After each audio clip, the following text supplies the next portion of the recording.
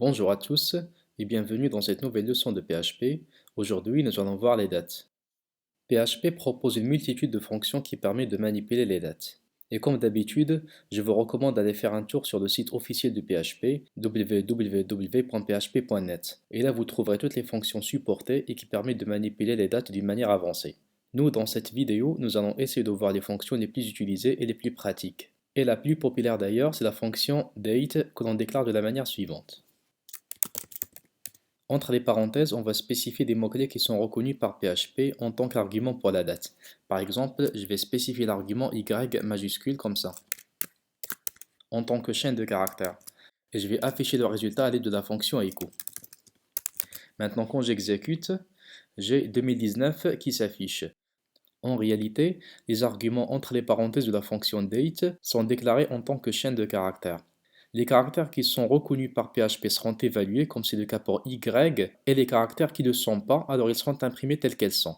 Par exemple, imaginez que je veux afficher la date d'aujourd'hui sous la forme de 21-03-2019. Alors je vais écrire le code suivant.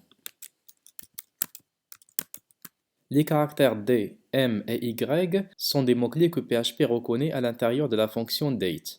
Par contre, les slash ne sont pas reconnus. Du coup, ils seront imprimés tels qu'ils sont.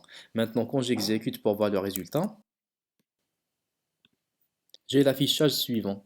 21/03/2019 qui correspond à la date d'aujourd'hui. Alors, la fonction date fait référence à la date actuelle, c'est-à-dire à la date et l'heure de l'exécution de la fonction elle-même. En ce qui concerne les mots-clés que l'on peut mettre à l'intérieur, il y en a vraiment beaucoup, mais pour nous, on va juste voir quelques exemples et vous pouvez découvrir davantage de mots-clés sur le site officiel de PHP.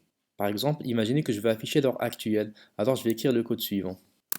H pour dire les heures, 2 points c'est un caractère qui ne sera pas évalué, I pour les minutes, 2 points encore, et S pour les secondes. Quand j'exécute, ça m'affiche 22h51 13 secondes.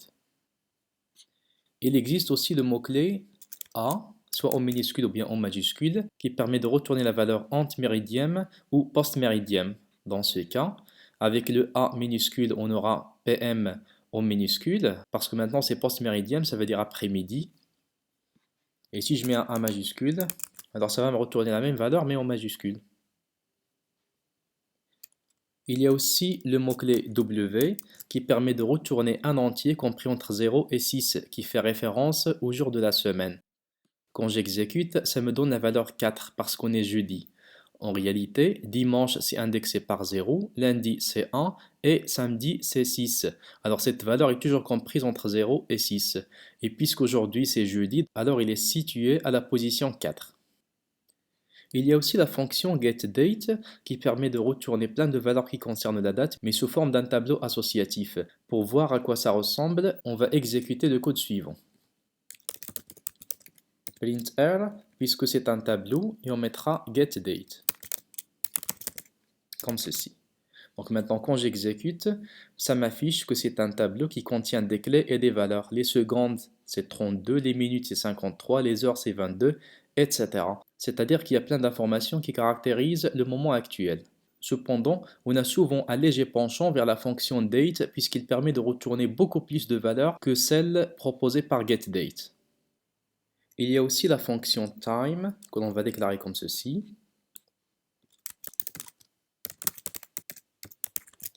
Exécutons pour voir le résultat. Ça me retourne un nombre qui est extrêmement grand. En fait, cette valeur est appelée timestamp Unix.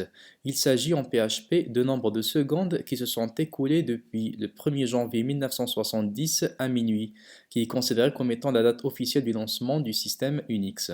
Alors cette date-là constitue une référence d'horloge pour de nombreux langages de programmation et systèmes d'exploitation.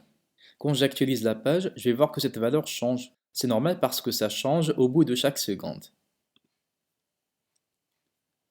Et si vous voulez connaître le timestamp par rapport à une date qui est différente du moment actuel, alors on fait appel à la fonction mkTime, comme ceci. Cette fonction peut contenir jusqu'à 6 arguments qu'on va placer de cette manière.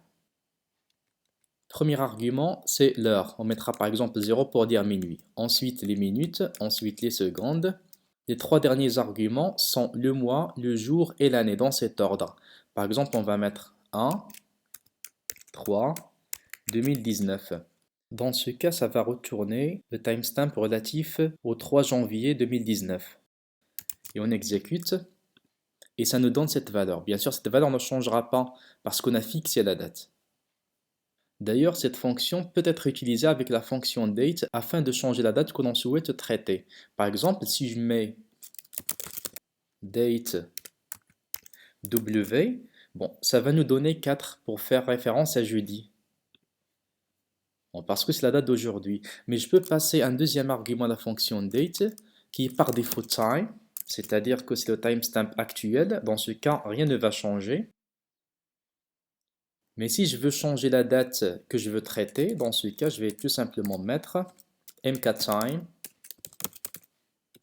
et je mets les valeurs souhaitées. Par exemple, 0, 0, 0 pour dire heure, minute, seconde. Ça veut dire que c'est minuit. Ensuite, on va mettre le mois, le jour et l'année. Par exemple, le mois 3, le jour 1 et l'année 2019. Donc maintenant, quand j'exécute, je vais voir que ça donne 5. Ça veut dire c'est vendredi. C'est-à-dire que à cette date-là, ça veut dire le 1er mars 2019, c'était un vendredi. Alors le deuxième argument que l'on peut passer à la fonction date est par défaut time, sinon on peut le changer par mkTime et on fournit ainsi la date souhaitée afin de pouvoir récupérer davantage d'informations concernant celle-ci. Il y a aussi la fonction checkDate qui permet de vérifier la validité d'une date donnée. On va faire un exemple maintenant sur une page différente, donc c'est index.php qui contient déjà un formulaire qui renferme une zone de texte et un bouton valider.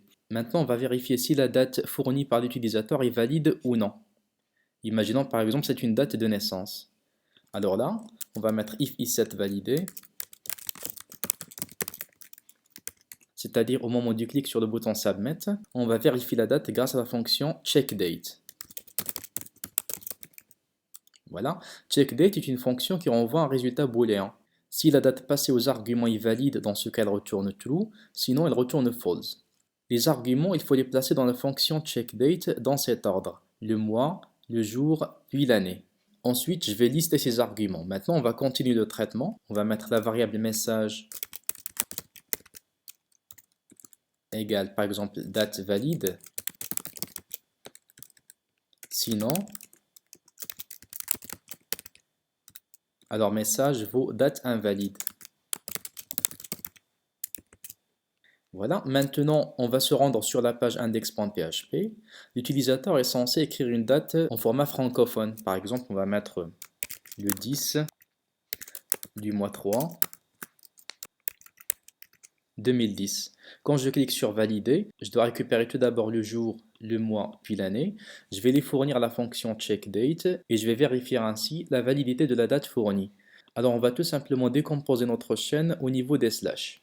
On mettra donc ici un tableau égale explode, le symbole slash, str, sachant que str, ça correspond à la zone de texte.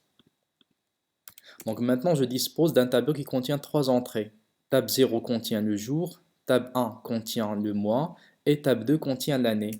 Dans ce cas, je vais lister ces paramètres ici. Bon, je mettrai tab 1 pour le mois, tab 0 qui représente le jour et tab 2 qui correspond à l'année. Dans cet ordre, donc le mois, le jour, puis l'année.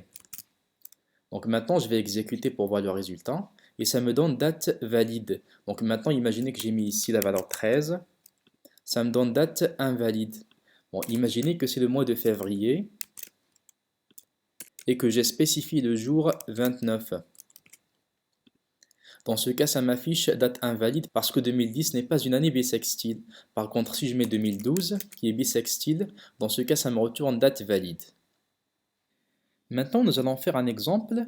On va demander à l'utilisateur de saisir sa date de naissance et on va lui afficher le jour de sa naissance. Par exemple, lundi, mardi, etc. Alors, on va retourner dans le code. Et là, on va définir un tableau qui contient les jours de la semaine qui correspondent aux index qui sont censés être retournés par l'argument W. Donc, on mettra jour égale array et on commence par dimanche, lundi, etc.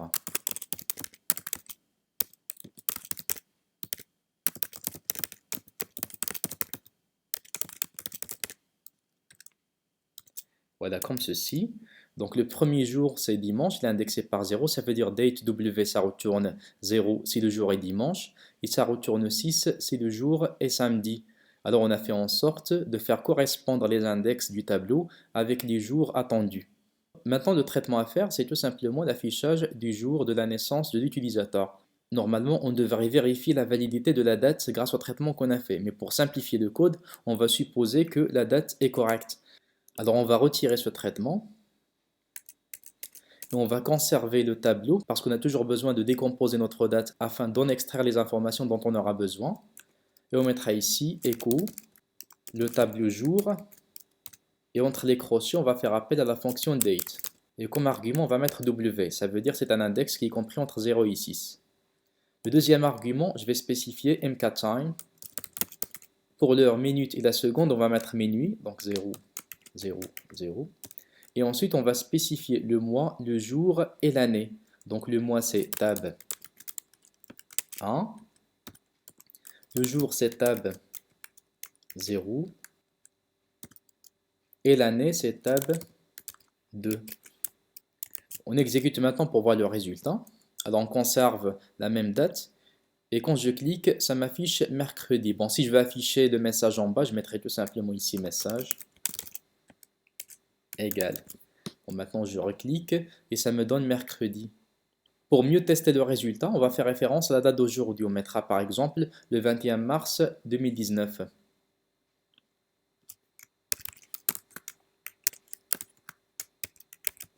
Normalement, ça devrait donner jeudi. Et du coup, ça donne jeudi, donc le traitement est bon. On se contente de ça pour cette séance.